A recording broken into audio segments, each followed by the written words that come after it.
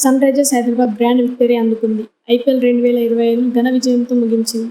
ఢిల్లీ వేదికగా జరిగిన మ్యాచ్లో కోల్కతా నైట్ రైడర్స్ను చిత్తుగా ఓడించింది. ఐపీఎల్ 2024 ఫైనల్తో పాటు ఈ సీజన్ మ్యాచ్కి రివెంజ్ తీర్చుకుంది. సన్ రైజర్స్ రివెంజ్కి స్టేడియం రీసౌండ్ వచ్చింది. ఈ మ్యాచ్లో టాస్ గెలిచి సన్ రైజర్స్ హైదరాబాద్ జట్టు రికార్డు స్కోరుతో కేకేఆర్ బౌలర్లను ఊచకోత కోసింది. ఎస్ఆర్హెచ్ ఇచ్చిన 279 పరుగుల టార్గెట్ ఛేదించడంలో కోల్కతా చితికిల పడింది. 18.4 ఓవర్లలో 168 పరుగులే చేసి ఆలౌట్ కావడంతో 110 పరుగుల తేడాతో ఓటమి పాలయ్యింది. 279 పరుగుల లక్ష్యంతో బరిలోకి దిగిన కోల్కతా నైట్ రైడర్స్ ఆటగాళ్లు దూకుడుగా ఇన్నింగ్స్ ఆరంభించినా ప్రతిఫలం లేకుండా పోయింది. ఓపెనర్గా వచ్చిన సునీల్ నారాయణ్ 3 ఫోర్లు 3 సిక్స్లతో 16 బంతుల్లోనే 31 పరుగు చేసిన ఆ ఫామ్ మిగతా ప్లేయర్లలో కొనసాగించలేకపోయారు. మరో ఓపెనర్ డికాక్ దారుణంగా విఫలమయ్యాడు. 13 బంతుల్లో కనీసం ఒక్క ఫోర్ బాదకుండా 9 పరుగులకే అవుట్ అయ్యాడు. కెప్టెన్ రహానె కూడా 15 పరుగులు చేసి ఫెమిలియన్ బాట పట్టాడు. రఘువంశీ కూడా 18 బంతులు ఆడి 14 పరుగులే చేయగా రింకు సింగ్ 9 పరుగులకే అవుట్ అయ్యాడు. Hard hitter Andre Russell golden